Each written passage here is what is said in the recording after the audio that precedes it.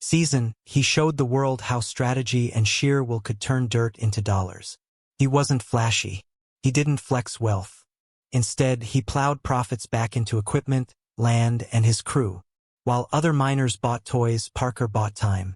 And then came the goal, 10,000 ounces in one season. A number so big, so outrageous that it would etch his name into mining history. But big dreams demand bigger risks. To hit 10,000 ounces, Parker needed more ground, more gravel, and more guts. That's when he pulled the trigger on a jaw-dropping $2.5 million deal to purchase two historic mining claims, Gold Run and Sulphur Creek. This wasn't just land. It was legend. Together, these claims had produced over $1.5 billion in gold over the last century. But they came with problems. Stripped topsoil, buried tanks, unstable terrain, and ghosted environmental reviews. Parker didn't blink. He wanted legacy, not comfort. He made the move of a lifetime. His biggest wash plant, Bob, was hauled 25 brutal miles across uneven terrain. He gave his team just 10 hours to do it. 10 hours to relocate the beating heart of his operation.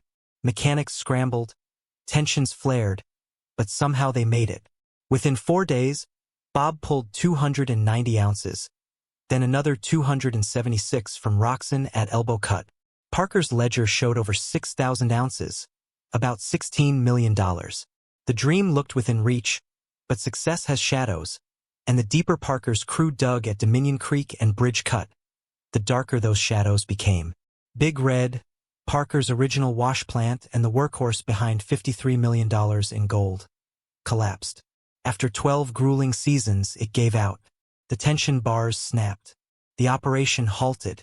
With only Bob and Roxon running, Parker's margin for error evaporated. But the real ticking bomb wasn't machinery. It was paperwork. What you didn't see on camera were the skipped permits, the quiet land deals, the unread environmental risks. Parker had purchased neighboring claims through private contracts, ones that bypassed review. Government officials took notice.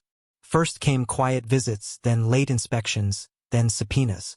Federal charges followed. The accusations were devastating: illegal dredging, disturbance of protected waterways, failure to dispose hazardous materials properly, falsified inspections, and negligence tied to environmental harm. Prosecutors painted Parker as someone who, in pursuit of 10,000 ounces, ignored the law. They presented 68 violations, $3.1 million in unauthorized alterations, contaminated soil, and over 8,000 gallons of missing hydraulic fluid. The defense argued subcontractor error, paperwork backlog, miscommunication. But then emails surfaced. One message from Parker to his crew said, "Push through. Don't let the agencies slow you down." That email lit the fuse. And then came the dagger. A crew member who had left mid-season testified that Parker had been warned repeatedly and kept going. The court didn't just see recklessness. They saw intent. The judge ruled that Parker's operation inflicted maximum environmental harm. The sentence, life imprisonment, no parole, no appeal. The mining world stood still. But something didn't add up. There was no mugshot, no courtroom footage, no press statement, no arrest video. Parker simply vanished. Rumors swirled. Some said he was negotiating a behind-the-scenes restitution deal. Others claimed protective custody. Some whispered of gag orders. The silence spoke louder than 1,000 headlines. Parker Schnabel didn't live like a millionaire. He didn't own a mansion. He didn't collect watches. He once said he preferred sleeping on a friend's couch in LA over hotel penthouses. At the peak of his success, he used his money to take his dad on hunting trips, gift World Series tickets to his crew, and fund weekend Vegas getaways. It was never about the wealth. It was about the experience. His values came from the wilderness, from a family that carved homes out of snow drifts and called Hardship Tuesday. His great-grandfather was a miner. His grandma moved to Alaska in 1937. His father still rises at 4:30 a.m. to work. Parker was molded by grit, by stories told over wood stoves, by summers spent in the mud beside his grandfather. One memory he says he wishes he could have filmed: sharing dinner with his grandpa after long days on the claim. That's what he lived for. Legacy, not luxury. And now that legacy is hanging by a thread. Dominion Creek wasn't just a mine. It was Parker's empire. He paid $15 million upfront. No leases, no royalty payments, just ownership. But ownership meant risk. The gold wasn't easy pickings. It was buried 40 feet beneath frozen soil. To get it out, he'd need to move 30 million yards of earth in 6 years. To succeed, he needed pace over 4 million yards a season. And that pressure didn't just fall on Parker. Crushed the entire crew. Tyson Lee, Mitch Blask. Every week they were under the gun. Every delay meant dollars lost. Every busted machine. Every winter storm. Every skipped permit. It all bled the dream dry. He expanded. Signed royalty deals with metallic minerals for a 12-kilometer stretch of Australia Creek. That meant $1 million a year just to maintain access. He added equipment, hired more crew, ran parallel operations in the Yukon and South America, but ambition outgrew execution. In season 15, Parker barely saw Rick Ness.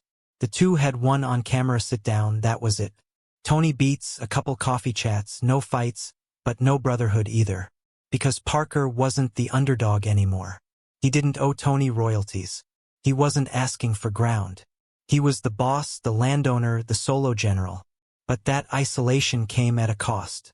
With stress mounting and support fading, Parker was left alone to fight the clock, the courts, and his conscience.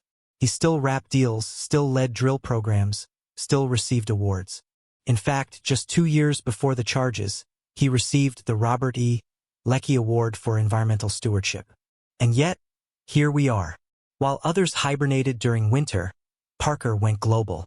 Brazil, Papua New Guinea, the Andes, digging gold in jungles, braving mudslides, surviving altitude sickness, all for ounces and opportunity. In Ghana, he nearly collapsed at 16,000 feet, but he got up, kept going. Parker's trail became a streaming hit. His earnings skyrocketed between mining profits, licensing, and TV payouts. Estimates put his yearly take at over $4 million. Some crew earned $25,000 per episode. But Parker never chased the money. He chased legacy. He chased the echo of his grandfather's boots. The respect of his crew. The dream that someone from a coal town could bend the world's toughest industry to his will. And now that dream is suspended in silence. Parker's $16 million haul this season, frozen. His claims under review. His reputation on trial in the court of public opinion.